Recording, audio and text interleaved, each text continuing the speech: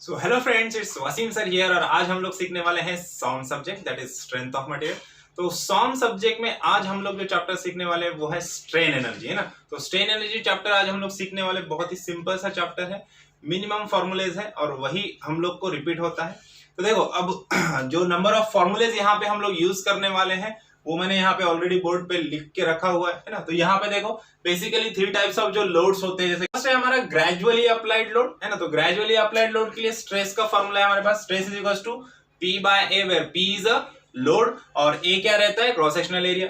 Second वाला है हमारा सडनली अप्लाइड लोड। अब सडनली अप्लाइड लोड रहेगा तो स्ट्रेस का वैल्यू क्या हो जाता है 2P by A where P is a external force, external load और A मतलब क्या होता है, एरिया होता है। और देखो इंपैक्ट लोड, जब इंपैक्ट लोड रहेगा तो स्ट्रेस का फॉर्मूला क्या हो जाएगा, W by A plus under root W by A whole square plus W 2WEH divide by AL, है ना। Where W is a load, A is a cross sectional area, E क्या होता है modulus of velocity, A क्या होता है area और L क्या होता है, L is a length and H is a height, है ना। किस हाइट से वो इंपैक्ट लोड आ रहा है वो हाइट की वैल्यू रहेगी ना। नेक्स्ट फॉर्मूला है हमारे पास डिफॉर्मेशन का, जो ऑलरेडी हम लोग को पता है। डिफॉर्मेशन बोल सकते हैं इसको, या फिर इंक्रीज इन लेंथ या फिर चेंज इन लेंथ, है ना, जिसको हम लोग डेल्टा एल या स्मॉल ई से नोट करते हैं।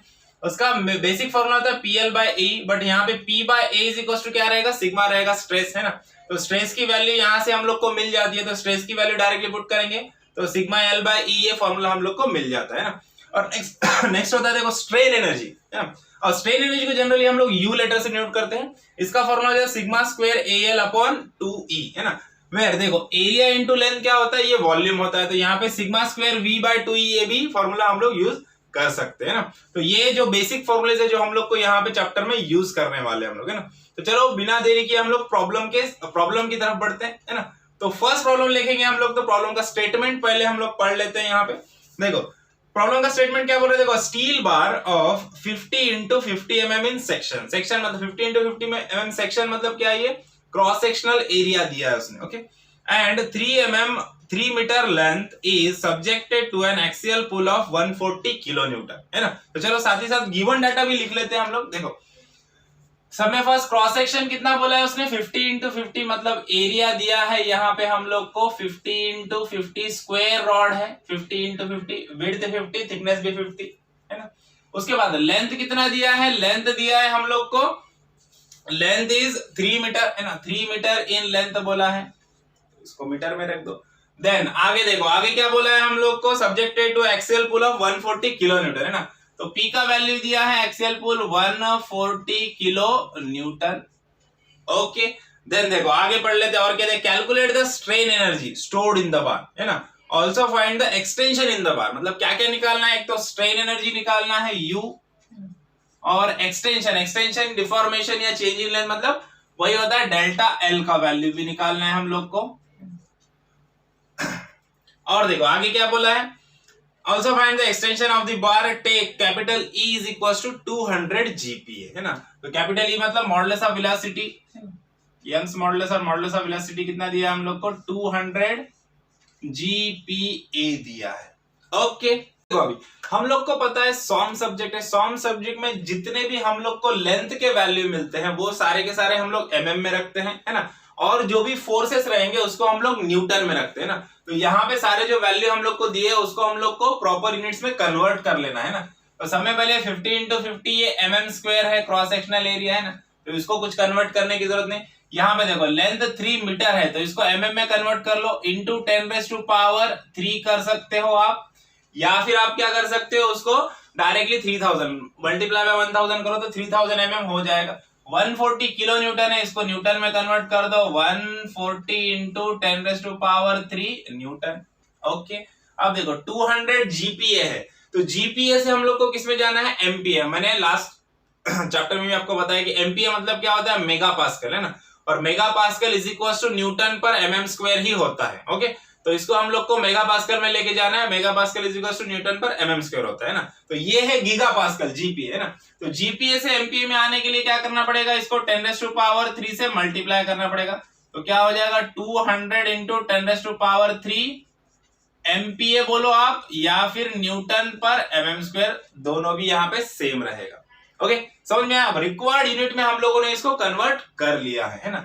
अब क्या करते हैं, अब सब में फर्स्ट हम लोग क्या करेंगे, सब में फर्स्ट हम लोग को बोला है कि स्ट्रेन एनर्जी निकालो U। तो U का फॉर्मूला क्या है हमारे पास है, U का फॉर्मूला क्या है, U is equal to sigma square AL divided by 2E, है ना। तो इसके लिए हम लोग को सिग्मा का वैल्यू पता होना चाहिए स्ट्रेस का, है ना।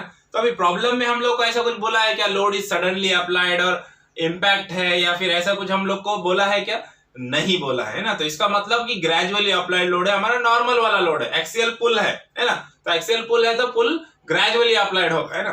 तो इसलिए यहाँ पे सब में पहले सिग्मा, हम लोग को सिग्मा का फॉर्मूला हम लोग लगाएंगे ग्रेजुअली अप्लाइड लोड का। अगर प्रॉब्लम में कुछ नहीं बोला तो ग्रेजुअली लेना है, ओके। तो सिग्मा इज इक्वल टू क्या हो जाएगा, P अपॉन A, है ना। तो वेयर P कितना दिया हम लोग को, 140 दिया है, तो 140 इंटू 10⁻³ डिवाइड बाय एरिया कितना है 50 इंटू 50, है ना। तो यहाँ पे हम लोग को स्ट्रेस का वैल्यू मिल जाएगा क्या, 56 न्यूटन पर mm², है ना। तो यहां से हम लोग को स्ट्रेस का वैल्यू मिल गया। अब स्ट्रेन एनर्जी के फॉर्मूले में वैल्यू पुटअप कर देते, देखो U इज इक्वल टू क्या है फॉर्मूला हमारा, sigma square into AL upon 2E, okay. Value put up कर देते हैं, सिग्मा की वैल्यू हमारे पास 56 का होल स्क्वायर इंटू एरिया कितना है 50 इंटू 50, है ना, इंटू लेंथ कितना है, लेंथ है 3 into 10⁻³ okay, divided by 2 into E कितना है हमारा 2 इंटू, देखो ई की वैल्यू है 200 इंटू 10⁻³ ओके। देखो ये 10⁻³ ये 10⁻³ यहाँ पे कैंसिल हो जाएगा, है ना। और ये 56 का प्रॉपर स्क्वायर है ना।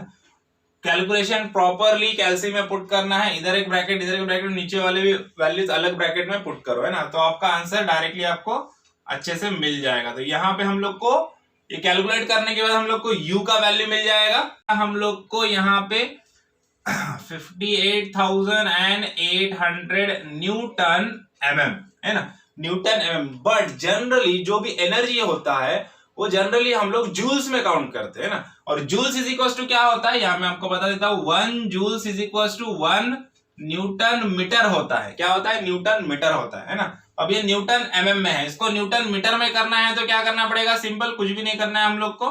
50 3 डिजिट इधर आ जाओ, 1 2 3, यहाँ पे पॉइंट दे दो, 58.800 यहाँ पे पॉइंट है, ओके, 00 न्यूटन मीटर, और we can say that it is joules, okay. या फिर इंटू 10⁻⁻, सिंपल, कुछ नहीं समझ में आया, mm से मीटर जाना है, क्या करना है 10⁻³ कर दो, आ जाएगा जूल्स में, ओके।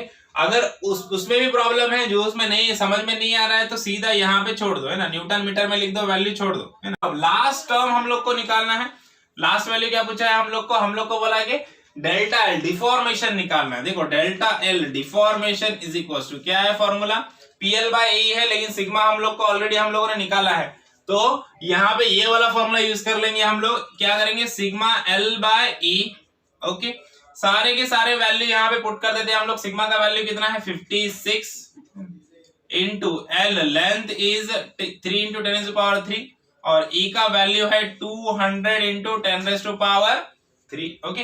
ये 10⁻³ यहाँ पे कैंसिल हो जाएगा। अब इसको कैलकुलेट कर लेंगे हम लोग, तो यहाँ पे हम लोग को डेल्टा L का वैल्यू मिल जाएगा 0.84 mm, है ना। कितना मिल गया 0.84 mm इलोंगेशन, मतलब इतना 140 किलोन्यूटन का लोड अगर एक्सियल लोड हम लोग लगाएंगे 50 इंटू 50 क्रॉस सेक्शन के रॉड पे, तो वहां पे एक्सटेंशन कितना होने वाला है 0.84 mm, इतना एक्सटेंशन होने वाला है। ओके, समझ में आया प्रॉब्लम समझ में आया। वीडियो अच्छा लगा तो वीडियो को लाइक कीजिए, ज्यादा से ज्यादा अपने दोस्तों के साथ शेयर कीजिए और चैनल को सब्सक्राइब करना ना भूलिए। ओके, तो मिलते हैं नेक्स्ट प्रॉब्लम में नेक्स्ट वीडियो के साथ, तब तक के लिए थैंक यू, बाय बाय।